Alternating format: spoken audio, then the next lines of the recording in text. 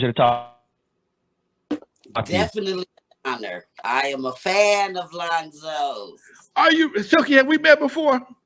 Okay, so back in the day when I was like 14, I I used didn't to do it. run rappers called the Rappeteers. Okay. And I was in a group called the Rhymelettes. And Okay. over there, Ludos and Eve After Dark, we were getting these rap contests. Okay. So back in 1994, we were in a rap contest, and it was called the Best in the West rap contest.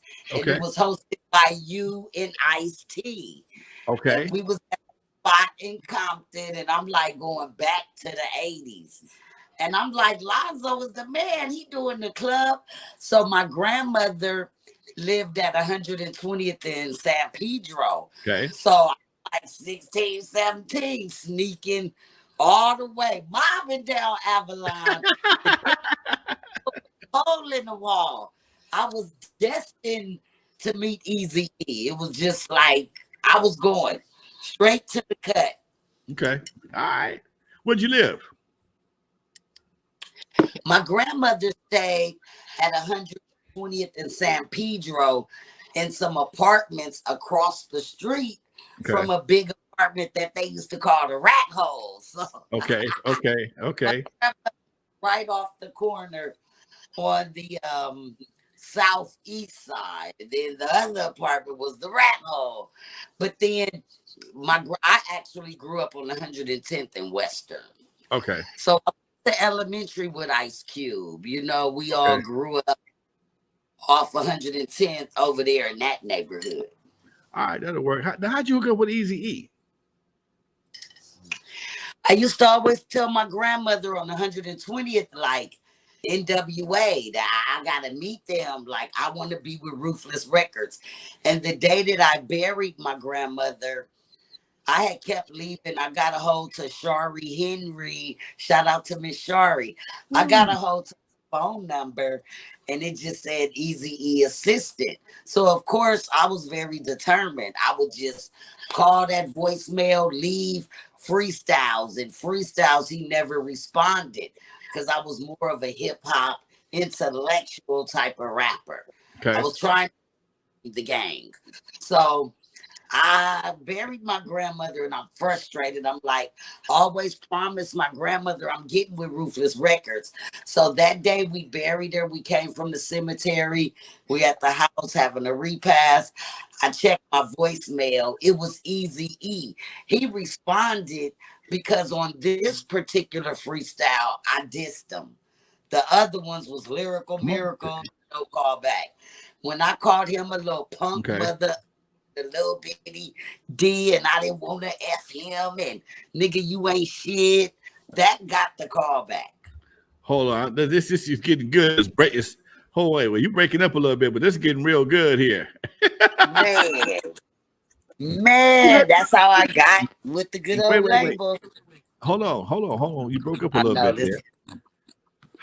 Who had the little bitty D, and how did that? You missed the whole about 30 seconds of your conversation with the little bitty D and more.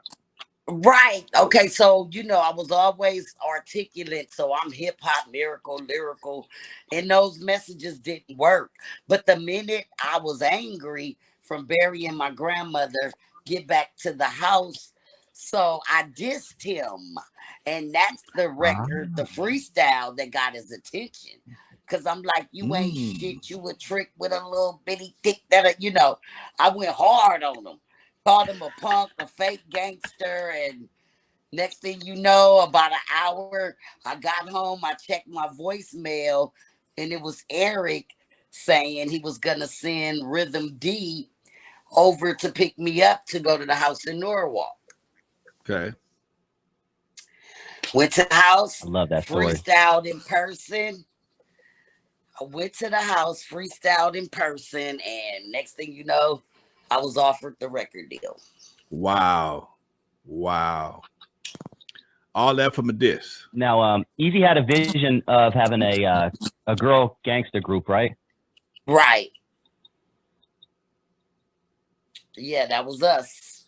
definitely. How did GBM come across? Tell us about GBM, Gangsta Mentality. Yeah, Eazy E handpicked our group, and we was like his female N.W.A.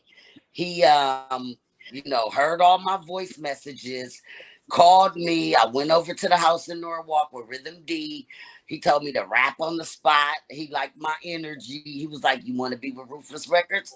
So then my homegirl, Big Chan, she knew Eazy through Battle Cat, but we all grew up together.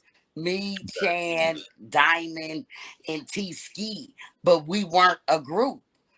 So Eazy E made us a group, but we all knew each other prior to being with Ruthless Records. Okay. Now I'll tell you something that was crazy.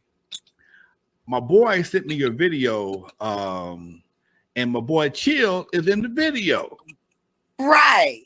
Now that's my dude from way back. I've been on that brother forever, and I'm like, I know that dude, because he looked a lot younger. And I'm like, okay, so what? That was he on the High Sex video? Was that the High Sex video? Yeah, but see, yeah. So we brought something different to the West Coast with that record. Okay. It wasn't your average West Coast. Everybody was on that gangster shit.